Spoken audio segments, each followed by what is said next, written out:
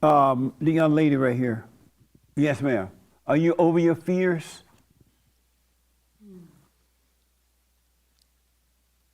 I think so. I think so. I mean, I had a lot of fear growing up since I was very, very young.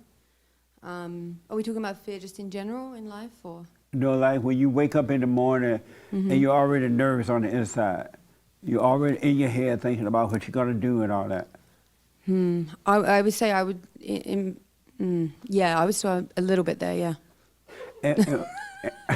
What? And why your husband laughing? Because he knows me very well. Yeah.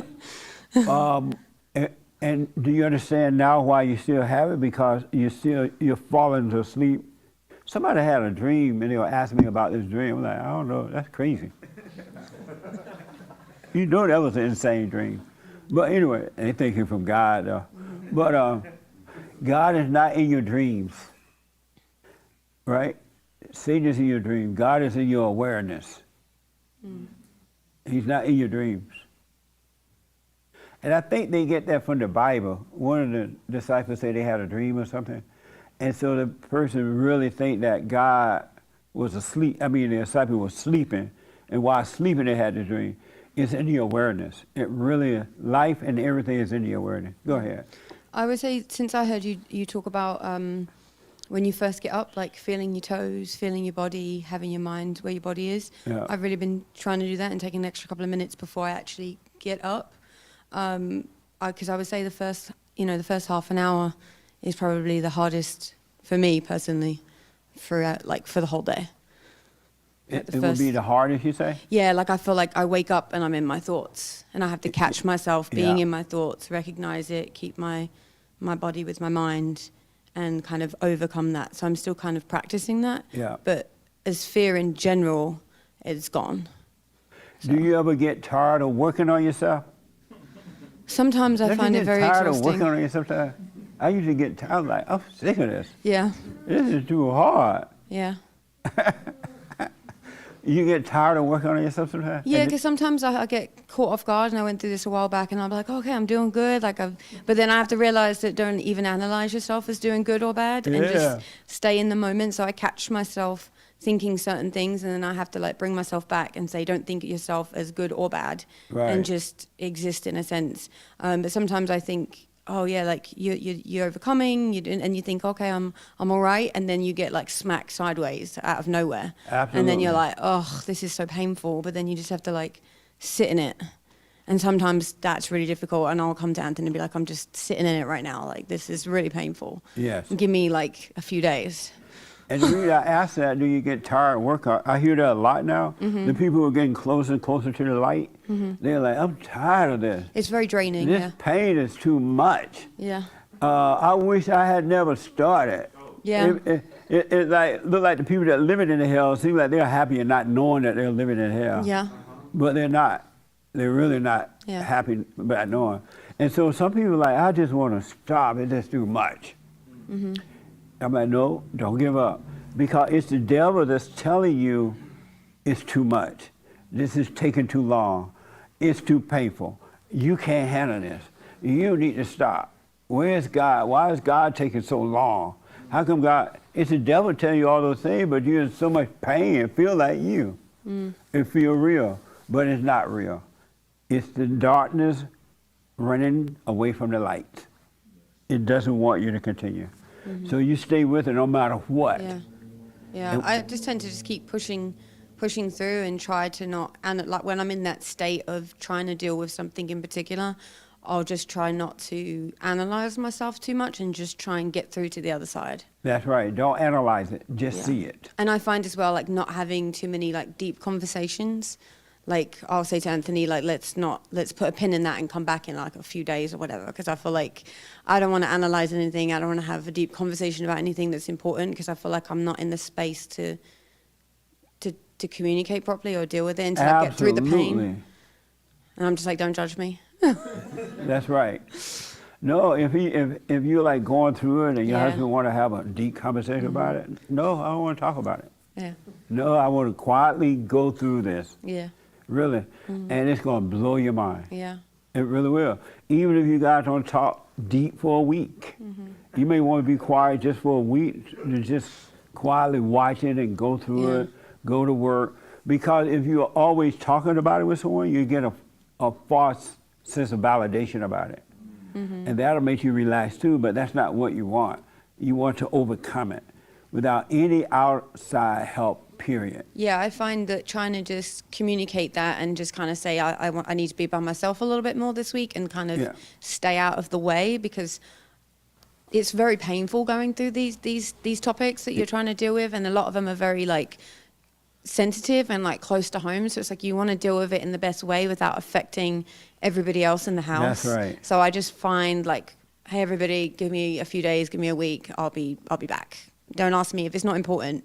Really, don't talk to me is what I find, because I don't want to affect everybody else around me. You know what I mean? No, that makes sense. Because some of these things are like really difficult, and I'm like, oh, like I'd rather not deal with it. But at the same time, you just, like you said, you got to push forward and just hope that not too many more things are going to come up. But then again, I try not to think about it like that either, because if it comes up, I'm just becoming more free as I go through each topic of whatever it is. Do y'all understand that? Stop running from yourself. All you're doing is running with you. And if you are married and have a family, you don't want to be talking about this all the time with your family. You want to mope through the house, get the work done, the physical work done, but just quietly go through the pain, because you do not want anyone to help you soothe the pain at all. In order to get to heaven, you got to go through this hell. And it ain't pretty. I'm telling you right now, when you really get serious about it. And it's only so painful because you think it's you. If you knew it was not you, it'd be just like that. It'd be over. It would be gone. But you think it's you because it's in the body. And all these voices in your head.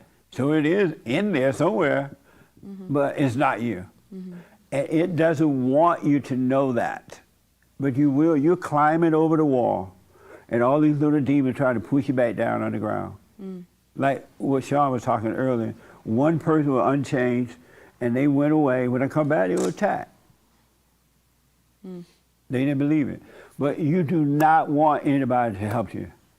I noticed that when I was really going through it, I used to attempt to talk to somebody about what I was seeing, and their response let me know they didn't see it.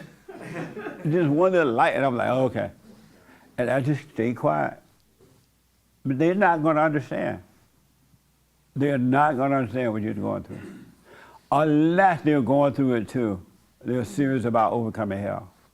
Yes. I think that, lastly, I think sometimes I think that I'm fortunate in the sense that I have a husband that's also awake and understands everything that I'm dealing with, in the sense, although we're dealing with different topics, but sometimes it'd be winding me up, because I'm like, he can see things sometimes that I can't see, and he'll be like, do you realize, or do you see? And I'm just like, oh, like I don't want another thing. Like just be quiet. Like, shh, can we go a week or 2 weeks without having to do, like, can I just live? Like, but then I'm also grateful on the other sense that he can see things that I can't see, because then I'm able to deal with it. And we've got to the place now where like we can disagree and have like hard conversations and be totally fine. Then it'll be like, oh, you want to go get a coffee, or you want to go out for a movie? And I'll be like, what? Like, we just disagreed about that 5 minutes ago. Whereas like before, you know, a year ago, that would have been an issue for a week, if not a month. So you're absolutely right about that. So I'm grateful that I get shown things. But you want to make sure that your husband doesn't overdo that, you know, when you're going through something. Well, he leaves me be. I just got to deal with it. And he's like, can't you see this and can't you see that? You don't, make sure that you don't overdo that. Because the devil used that and said, look at him, he think he got it. He's always correcting you. You know how people think they have it and they always try to correct somebody? A person that haven't it, don't try to correct others, really, because you're not trying to prove anything. That's what Bible thumpers do. Yeah. So it's okay if he point it out sometime. Yeah, he'll point it out sometimes, and then I'll sit with it. A lot of time. Yeah, I'll sit with it and try and see it for myself and see if that's whether I agree with it in the first place, and then I'll work through that. So. Yeah, because the devil said, look at him. And you'll get mad at him. Because the devil, you'll look at him and look like he just knows it all. You think, and the devil like, look at him, he think he knows it all. He think he's smart, he knows God. And you'll get ticked off at him. Yeah, but I know now that that's the not me, and I know that that's the devil, and I see that for what that is, and I want to see past that and say, is there any truth? And this doesn't happen often, but here and there, it makes me think, is there any truth to what he's saying? Because he really loves me, and he wants me to be whole and right. So let me at least look at it and analyze it for myself, and then, you know, consider it. Amazing. Yeah. Stay with it, stay with it, stay with it. It ain't gonna be pretty, especially when you get like really down in hell and you start to really go through it and look like, and it starts to disappear. It look like nothing is left. Like, where's my life? I don't have a life now. It's only because you have nothing to identify with. And a lot of people get afraid at that point. It's like, when this thing dies, it's like nothing is left, no idea. You feel like you're losing your life. And you are. You're losing hell, but you're gaining your life. But you don't want anything to identify. So don't run back into darkness, because it's going to get fun after a while. This is going to be so much fun. You're going to be like halfway crazy and halfway insane. It's going to be crazy. You're going to be halfway crazy and halfway sane. And the reason for that, because you have allowed sanity to come in, which is the Spirit of God. You have welcomed that in, and so it's killing the darkness. It's destroying the insane world, and because you have welcomed the truth. You welcome it. You okay, I love it, let it happen. And so you're going to start being half crazy and half sane. But you got the sane world, which is of God, to fight away all of the craziness. That will happen. It's going to blow your mind that you live in these two lives like that. He will. Let him in. Let me just see what else she had her hand in. Yes. Sorry. I think sometimes though, I'm getting to the point now where I feel like, man, I'm dropping all of this stuff off. I'm like, who am I? Like, that's right. What am I? What am I here for? Like, what am I doing? I'm like, I'm losing everything slowly. Yes. And I'm like, then my ego will try and step back in and say, well, you're this and you're that, and you're supposed to be, you know what I mean? And you're supposed to identify with this, that, and, you know, certain things will happen in life with kids and marriage and whatever. And I'm like, my ego is still attached to certain things. And when certain people say certain things within the house when we're communicating and I have a reaction to it, and I'm just like, darn, like, that's my ego. And I just feel like I'm losing so many different parts of who I thought that I was. I'm like, man, there's nothing left. Like, what am I? You know what I mean? Like, what am I supposed to be doing? Isn't that like so pretty and nice and loving? Your whole relationship with your children gonna change too, and they're gonna be your kids, but you're not gonna feel like you gotta have them. You're gonna love them with a different love, and it is not gonna be your love. You won't be able to take credit for it, but it won't be the same. It just, they'll be your kids, okay, but it'll be different. Yeah, you would know that they don't belong to you. Sure, and I'm hoping as well, because, you know, they're 8 and 10 right now, that I'm getting rid of most of the things so that there's not so many things that they're going to need to forgive me for later on, that they're going to remember, you know what I mean? Like, because I see certain things that I do and I'm like, I catch myself and I'm like, oh, don't be like that with them, or don't do that, or like I caught myself coming out the door. I was about to, like, random example, I was about to tell my son, like, to grab his t-shirt because it was all the way up his back, to, like, put it down. I was like, no, don't touch him, like, don't mummy him, and tell him, like, boy, like, pull your t-shirt down, rather than just, like, I know it's a stupid example, but, like, just doing it for him and not overly mummying him and giving him that space to grow without being all like, oh, you know, like, my little boy, you know, because I don't want him to be a beta. I want him to be an alpha. Well, the more you become aware, he won't be that. Yeah. Don't try to make him be alpha or beta. You just let us say, the darkness leave and the light will guide you. It really will. And he'll become whatever the parents are. Whatever you are. But that's what I'm saying. It's naturally, I think, for women to be like, oh, it's my son, and, you know, be all, you know. And that's natural, unnatural.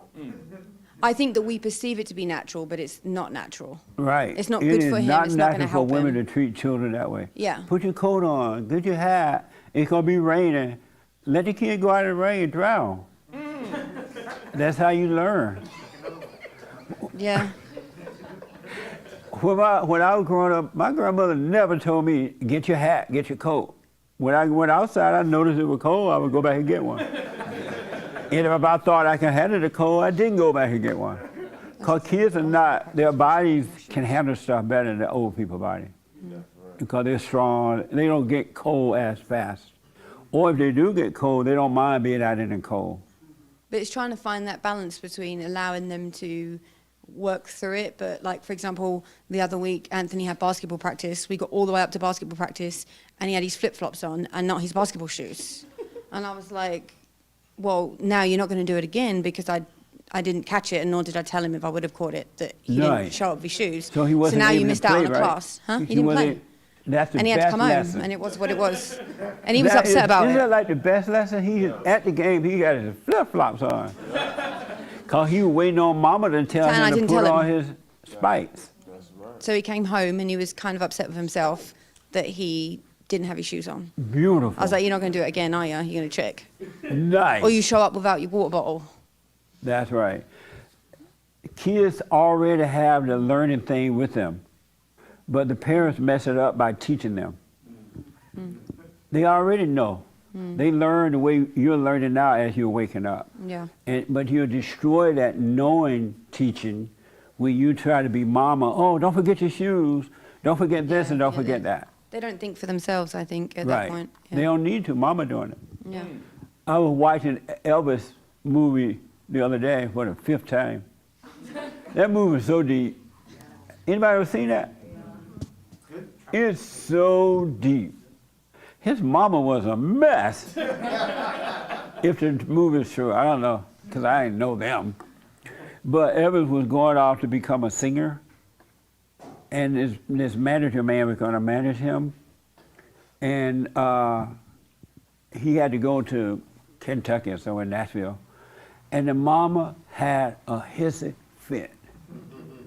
She threw the dishes down on the floor. You ain't going nowhere. If you go to Nashville, you're going to be over there for weeks. And what am I going to do? What I'm going to do? He's like, Mama, I'm just going to work. I'll be back.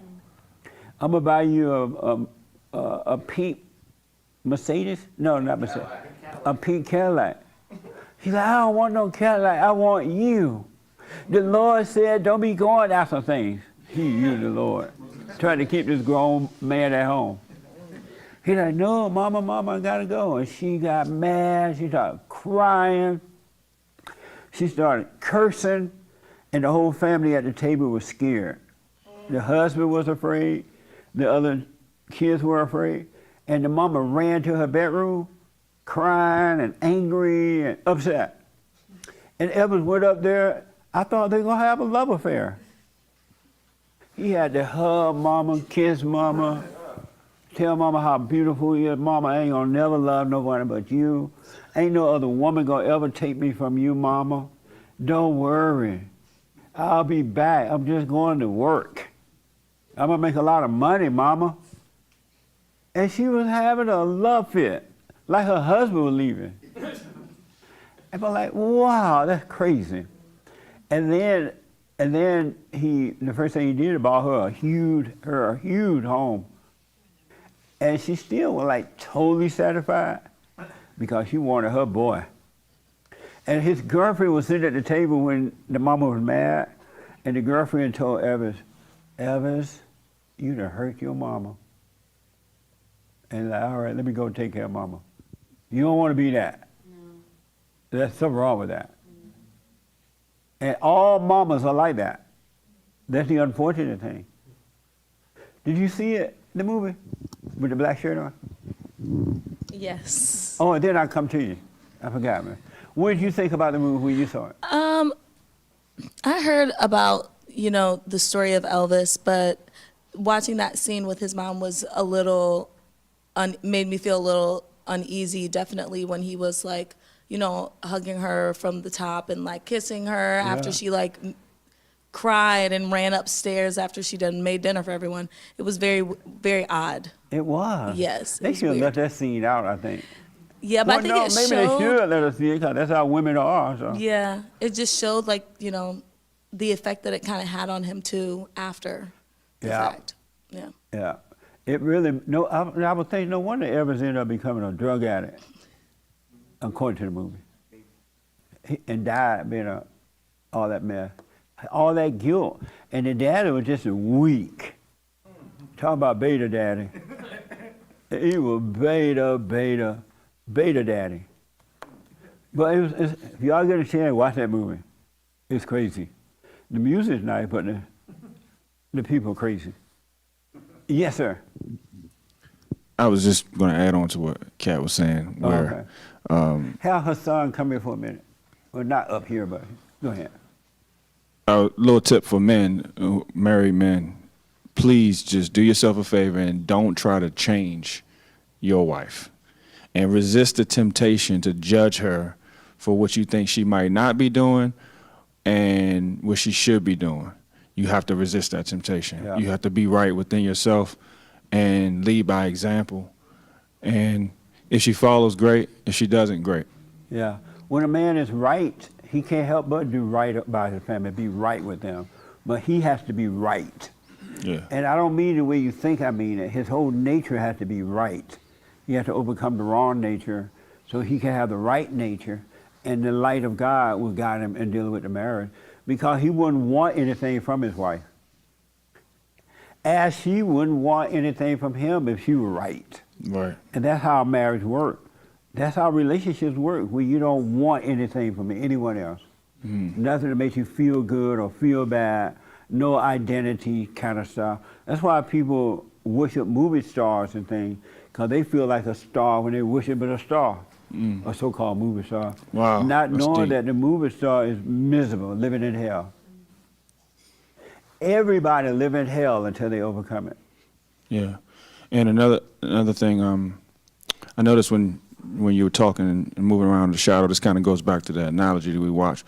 But it's just like how the not, you know how you talk about the not us, it pretends to be us. And Satan will, when we go through trauma, he'll offer us relief from that trauma by taking on a personality, an identity, and in exchange for making a home in you. And so we don't know that part of it. And when you were moving around, I saw your shadows moving. It's the same thing as the not us. That the shadow actually represents the not us. And so that's why, if you ever notice how when you move, a shadow moves, and it's just like you, and it looks like you, but it's a shadow version of you, and that's the same thing. My shadow even had a big head. Yeah, we can see it right behind you right now. I'm like, shadows are not supposed to have big heads, do they? Yeah. And that's and that's the same way it is with the not us. It's the shadow version of us, and it looks like us, it moves like us, it feels like us, but it's not us. Meaning that you're not your thoughts, you're not your feelings, you're not your body. You're not your feelings, folks. All feelings are evil because they come from the evil imagination. So when you do feel those things, just notice that you feel them, but don't blame anybody for it. That's you. It's in you, it's in you, it's in you. It's not outside of you. That's the beauty about it, too. When you wake up, you're going to realize it's not what somebody else was thinking, but it's what I was thinking. Really. It's not what somebody else was feeling, it's what I was feeling. You can't blame somebody else for what they're thinking, because it's those are their thoughts, not yours. And if you were taking care of your own world, and you wouldn't even think about what somebody else is thinking, because those thoughts of you would be gone, and in them they would be living, they'll be on them, but they don't know that you're not thinking what they're thinking. Because they think everybody think like them, they don't know you can overcome it. But your thoughts and your problem are yours. They're not someone else. This is your world. You are your world. Whatever you allow in your world, that's what's going to happen. Amazing, huh? You are your own world. The kingdom of heaven is in here.